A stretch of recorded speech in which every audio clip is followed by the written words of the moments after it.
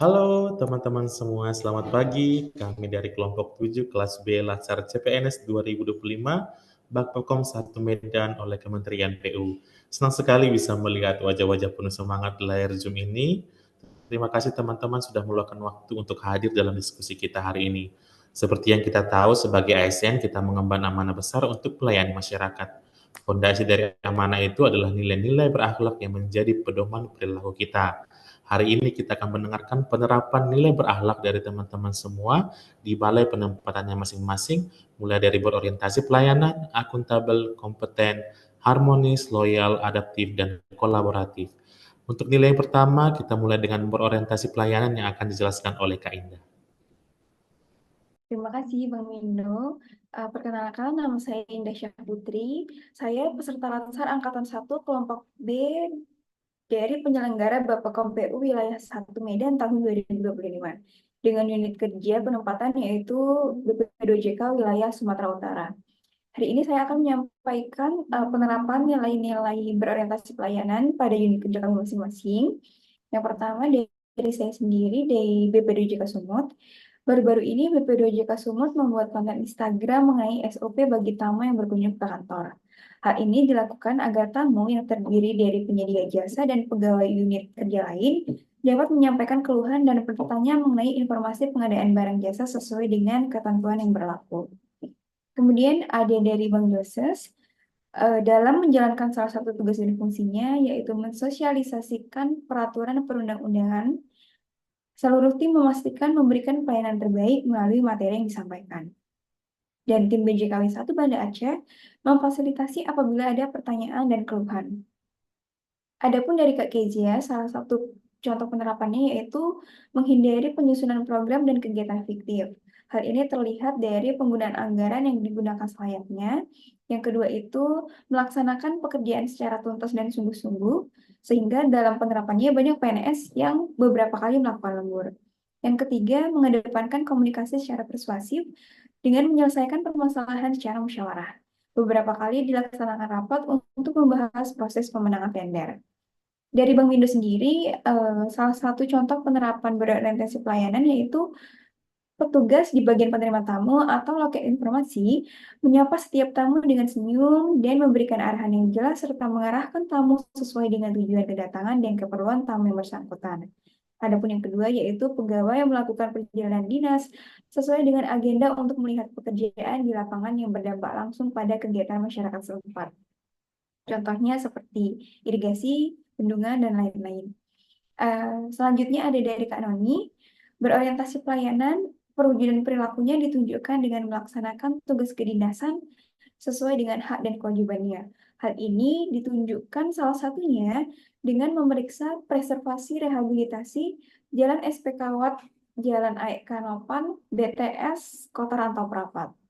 Dari hasil diskusi kami sudah menetapkan bahwa eh, contoh penerapan berorientasi pelayanan yang paling tepat di unit kerja yaitu dengan ditunjukkan petugas di bagian penerima tamu atau loket informasi menyapa setiap tamu dengan senyum dan memberikan arahan yang jelas, serta mengarahkan tamu sesuai dengan tujuan kedatangan dan keperluan tamu yang bersangkutan.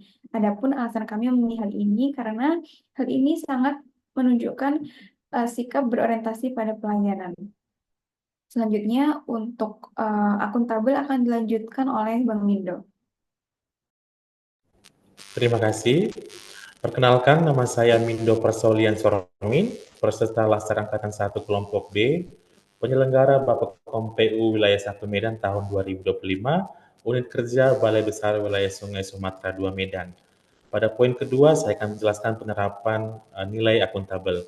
Yang pertama, di unit saya sendiri, menunjukkan akuntabilitas melalui kedisiplinan datang dan pulang tepat waktu, serta penggunaan fasilitas kantor yang bijak dan efisien untuk keperluan pekerjaan. Dan untuk penerapannya di Balai Kak Indah, menunjukkan akuntabilitas dengan tidak menyalahgunakan kewenangan jabatan dalam proses tender dan memastikan transparansi dan memilih pemenang berdasarkan kualifikasi terbaik dan bukan atas kepentingan pribadi. Kemudian penerapan akuntabel di balainya Bang Joses menunjukkan akuntabilitas melalui tanggung jawab dalam menyusun laporan, administrasi, keuangan, dan substansial, kemudian melaporkannya kepada atasan. Kemudian penerapannya di Balai Kak Kezia adalah terlihat dari keberanian menanggung risiko atas keputusan yang diambil, cermat dalam bekerja, serta berpegang pada motivasi yang luhur, yaitu nilai dunia akhirat. Dan yang kemudian yang terakhir di Balai Kak Noni adalah perilaku akuntabel yang dibuktikan dengan penggunaan kekayaan dan barang milik negara atau BMN secara bertanggung jawab, efektif dan efisien yang bahkan menghasilkan beberapa penghargaan. Dari kelima penerapan nilai akuntabel di Balai Kak masing-masing, perilaku yang lebih cocok kami pilih adalah tidak menyalahgunakan kewenangan karena esensi tertinggi dari akuntabilitas di sektor publik adalah mengikat integritas, membangun kepercayaan publik dan dampak yang lebih luas. Karena ketika kita tidak menyalahgunakan kewenangan jabatan, kita juga bisa menerapkan nilai-nilai yang lain seperti datang tepat waktu, menggunakan fasilitas kantor atau instansi dengan baik, serta menanggung dan bertanggung jawab atas pekerjaan yang kita emban. Demikian untuk penjelasan nilai akuntabel. Untuk nilai yang ketiga, yaitu kompeten, akan dijelaskan oleh Kak Kezia. Terima kasih. Nama saya Kiza Evangelista, peserta Latsar Angkatan 1 Kelompok B, penyelenggara Bappekom PU Wilayah 1 Medan tahun 2025, unit kerja di BP2JK Wilayah Kepulauan Riau. Pada kesempatan kali ini, saya akan menjelaskan tentang aspek kompeten di balai masing-masing. Yang pertama dari Balai Kak Indah di BP2JK Sumut dengan jabatan fungsional Pranata Komputer Ahli Pertama mengikuti pelatihan workshop Generative AI atau Gen AI dalam pengelolaan data di Direktorat Jenderal Bina Konstruksi. Ini merupakan salah satu bentuk semangat mengikuti perkembangan teknologi yang semakin canggih. Lalu di Balai Bang Joses di JKW 1 Banda Aceh, semua pegawai mengikuti webinar ataupun sosialisasi dari DJBK sesuai dengan jabatan fungsionalnya masing-masing untuk meningkatkan kompetensi. Selain itu, para karyawan juga rutin mengikuti diklat ataupun karya siswa. Di balai saya sendiri, BP2JK Wilayah Kepulauan Riau, para karyawan mengembangkan kompetensi sesuai jabatannya, seperti mengikuti BIMTEK sesuai dengan jabatan untuk memperoleh ilmu dan mengembangkan diri. Selain itu, saya sendiri belajar dalam setiap tuntutan perubahan. Walaupun berbeda dengan jabatan fungsional saya, namun saya belajar menjadi sekretaris karena diperbantukan. Selain itu, di BP2JK Wilayah Kepulauan Riau juga melaksanakan penugasan yang dibebankan. Lalu di Balai Bank Mindo di BWS Sumatera II Medan, para karyawan berbagi pengetahuan atau mengajarkan rekan kerja yang kesulitan menggunakan software tertentu, seperti Microsoft 365, Bravo, dan lain sebagainya. Serta para karyawan mengerjakan tugas dengan teliti, serta memastikan data yang dimasukkan ke dalam laporan tidak ada yang salah sehingga tidak perlu revisi. Lalu yang terakhir di Balai Kanoni di BPJN Sumut, kompeten yang perwujudannya dilakukan dan ditunjukkan dengan membagikan ilmu sesuai dengan kemampuan. Salah satu contohnya adalah para atasan atau para senior mengajarkan ilmu kepada para junior ataupun CPNS. Dari sini kami rangkum bahwa aspek kompeten yang relevan saat ini adalah mengikuti webinar ataupun pelatihan yang sesuai dengan jabatan fungsionalnya. Hal ini karena sebagai seorang ASN, apalagi kita yang merupakan CPNS baru, ketika masuk ke dalam sebuah instansi harus mempelajari hal-hal yang berkaitan dengan instansi tersebut. Hal ini guna untuk memberikan dampak yang signifikan terhadap instansi maupun negara. Terima kasih. Terima kasih Kak Bija. Saya akan melanjutkan dengan core value harmonis. Dalam hal ini, di lingkungan kerja saya sendiri, maaf sebelumnya perkenalkan, nama saya Joseph Abigail Subakti. Saya adalah peserta Latsar CPNS dari Bappekom PU Wilayah 1 Medan. Unit kerja saya di Balai Jasa Konstruksi Wilayah 1 Banda Aceh. Saya lanjutkan untuk harmonis, core value harmonis. Di lingkungan kerja saya sendiri, BJKW 1 Banda Aceh, melakukan prakteknya dalam kegiatan olahraga bersama antar pegawai secara rutin. Kemudian ada apel gabungan antara BJKW 1 Banda Aceh dengan BP2JK Aceh untuk berkoordinasi dan silaturahmi. Sementara di tempat Kak Keja ada memiliki sifat toleransi terhadap perbedaan suku, agama, ras, dan antar golongan. Para PNS ataupun CPNS di BP2JK wilayah Kepulauan Riau rata-rata berasal dari luar pulau.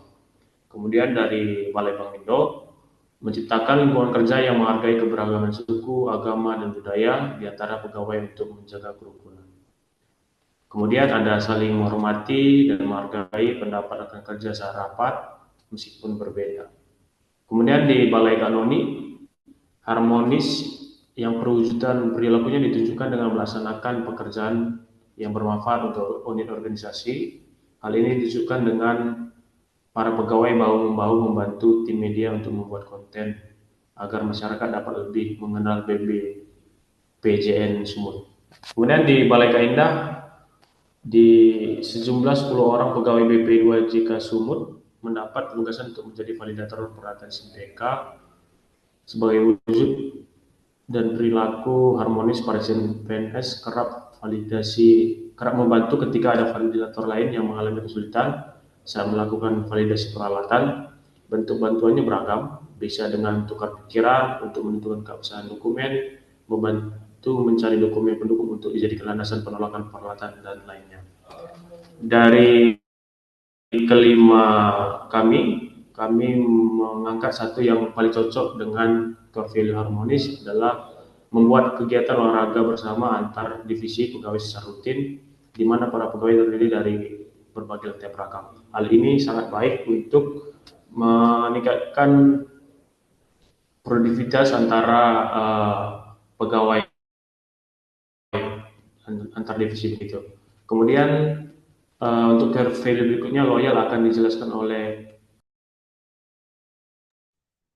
Selanjutnya, saya yang akan menjelaskan mengenai core value loyal. Nama saya Noni Novita Liliana, peserta Latsar Angkatan 1 Kelompok B, penyelenggara Bappekom PU Wilayah 1 Medan tahun 2025. Saya bekerja di Balai Besar Pelaksanaan Jalan Nasional Sumatera Utara. Untuk core value loyal, yang pertama ada di balai saya, yaitu BPBPJN Sumut. Loyal yang perwujudan perilakunya ditunjukkan dengan menerapkan atau menaati kebijakan instansi. Hal ini ditunjukkan salah satunya dengan cara datang ke kantor tepat waktu dan apabila terlambat mengganti waktu keterlambatan di jam pulang sesuai dengan peraturan Kementerian Pekerjaan Umum. Kemudian di Balai Kamindo yang bekerja di BBWS Sumatera II Medan, yaitu bentuk loyal ditunjukkan dengan tanggung jawab pada tugas dan mengerjakan tugas hingga selesai, meskipun terkadang harus lembur. Kedua, menjaga nama baik instansi seperti contoh tidak mengeluh atau berbicara buruk tentang pekerjaan atau pimpinan di media sosial. Ketiga, yaitu di Balai Kakeja di BP2JK wilayah Kepulauan Riau, sikap loyal ditunjukkan dengan mengutamakan pemanfaatan produk dalam negeri seperti banyak PNS ataupun CPNS yang menggunakan produk lokal. Kedua, menerapkan atau menaati kebijakan instansi seperti aturan masuk dan pulang, penggunaan pakaian setiap hari, dan lain sebagainya.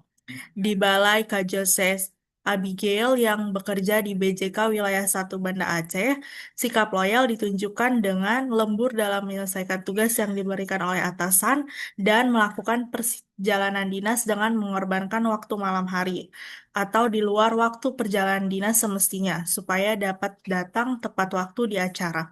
Terakhir, di BP2JK Sumut, tempat Kak Indah bekerja, sikap loyal ditunjukkan dengan berdedikasi penuh dan menaati kebijakan instansi.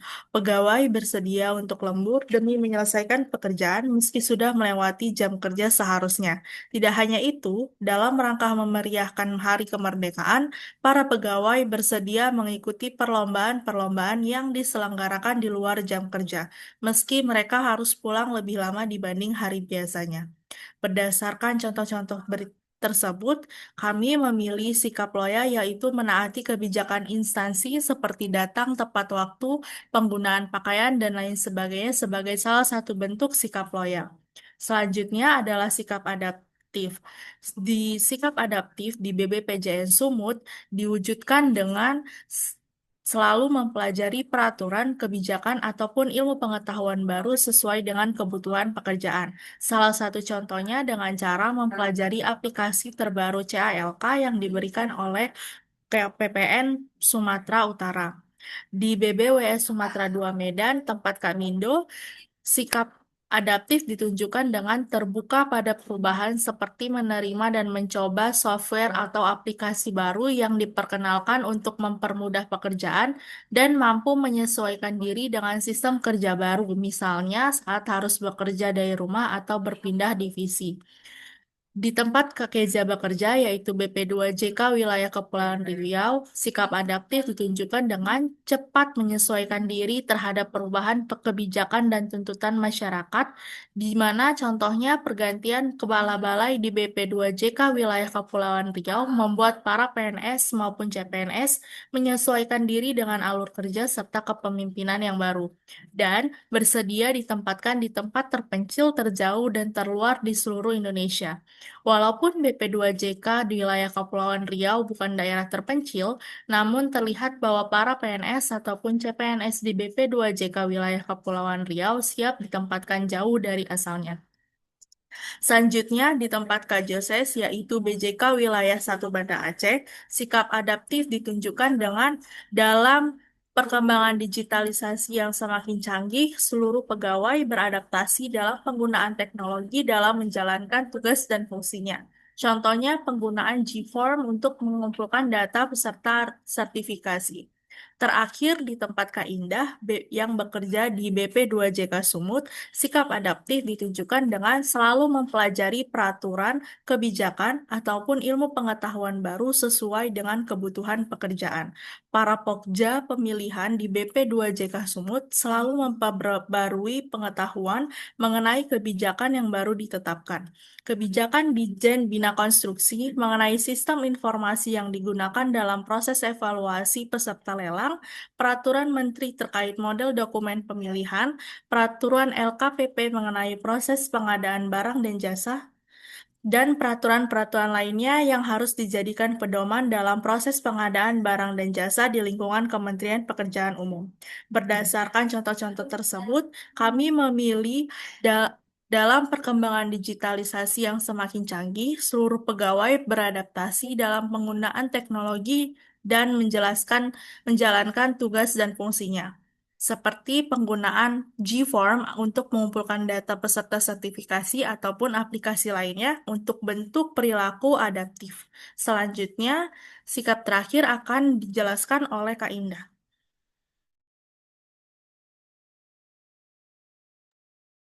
Baik, yang terakhir itu kita ada kolaboratif. Saya izin menyampaikan juga hasil dari diskusi kelompok 7.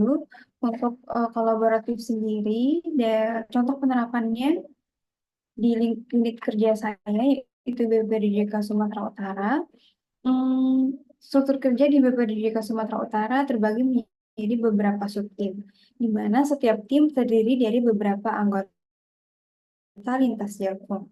Contoh kolaborasi yang dapat dilihat adalah setiap anggota bertanggung jawab pada tugas masing-masing dan berkoordinasi dengan anggota lain dalam tim untuk menyukseskan webinar yang akan diselenggarakan.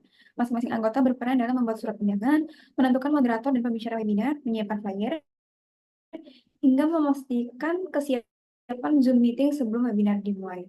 Adapun penerapan di unit kerja Bank Joses, BJKW 1 Banda Aceh melakukan prakteknya dengan 1. Menggandeng LSP dalam melaksanakan kegiatan sertifikasi di wilayah kerja BJKW 1 Banda Aceh. Yang kedua, berkolaborasi dengan OPD di kabupaten atau kota untuk melakukan pengawasan dalam bidang jasa konstruksi. Selanjutnya ada contoh penerapan dari unit kerja KKJ. Yang pertama itu ada komunikatif dalam pelaksanaan pekerjaan. Yang kedua, melaksanakan tugas, perintah, dan atau arahan dengan penuh tanggung jawab sesuai dengan peran masing-masing. Selanjutnya dari unit kerja Kak Noni, kolaboratif diwujudkan dengan komunikatif dalam pelaksanaan pekerjaan. Hal ini ditunjukkan salah satunya dengan cara mengkomunikasikan permasalahan kepada atasan ketika aplikasi terbaru CALK terdapat kendala dan membutuhkan pembaharuan. Terakhir dari Bang Mindo, di unit kerja penempatannya, contoh kolaboratif yaitu dengan berkomunikasi secara rutin dengan tim lain, misalnya tim perencanaan dan tim pelaksana, untuk memastikan proyek berjalan lancar, dan saling berbagi tugas dalam sebuah proyek agar pekerjaan bisa selesai lebih cepat. Adapun dari beberapa contoh penerapan kolaboratif ini kami sudah menetapkan bahwa contoh penerapan yang paling tepat yaitu berkomunikasi secara rutin dengan tim lain, misalnya tim perencanaan dan tim pelaksana untuk memastikan proyek berjalan dengan lancar. Dari paparan yang sudah kami sampaikan sebelumnya mengenai implementasi nilai-nilai dasar ASN di unit kerja masing-masing, kami sudah menetapkan dan kami sudah cukup paham terkait penerapan dari nilai-nilai ini. Harapannya ke depannya kami akan terus melakukan internalisasi dan aktualisasi nilai-nilai ini dalam menjalankan tugas dan kewajiban seorang ASN. Selanjutnya mungkin dikembalikan ke Bang Mindo. Terima kasih. Terima kasih Kak Indah. Jadi untuk menyimpulkan bahwa nilai berakhlak yang sudah kita terapkan di unit kita masing-masing, saya akan menyimpulkan nilai berakhlak yang sudah kami ambil dari satu persatu dari penerapan kami masing-masing di balai kami. Yang pertama yaitu berorientasi pelayanan, bahwa petugas di bagian penerima tamu atau loket informasi akan menyapa setiap tamu dengan senyum dan memberikan arahan yang jelas serta mengarahkan tamu sesuai dengan tujuan dan keperluan yang bersangkutan. Yang kedua dari akuntabel, bahwa semua perilaku yang disebutkan tadi yang paling mewakili adalah tidak menyalahgunakan kewenangan ataupun jabatan yang dimiliki. Yang ketiga yaitu kompeten, perilaku yang paling cocok, yang paling dekat dan relevan dengan kita sekarang adalah mengikuti webinar ataupun pelatihan yang sesuai dengan jabatan fungsional kita. Yang keempat harmonis, yaitu terwujud dari membuat kegiatan olahraga yang bersama antar divisi yang terdiri pegawai-pegawai dan dari berbagai latar belakang yang berbeda. Yang kelima yaitu loyal, yaitu menaati kebijakan instansi seperti datang tepat waktu, penggunaan pakaian dan lain sebagainya. Yang keenam yaitu adaptif, kita beradaptasi dengan penggunaan teknologi dan menjalankan tugas dan fungsinya dengan beradaptasi dengan teknologi yang ada untuk menunjang pekerjaan kita. Dan yang terakhir kolaboratif, yaitu kita berkomunikasi dengan rutin dengan tim lain untuk membuat perencanaan serta pelaksanaan untuk mencapai tujuan bersama supaya pekerjaan berjalan dengan lancar. Demikian kesimpulan yang kami dapat sampaikan dari kelompok 7, batch pertama, Latsar CPNS 2025, Papekom 1 Medan. Semoga kita bisa menerapkannya di unit kita instansi masing-masing sebagai ASN yang berintegritas. Terima kasih. Selamat siang.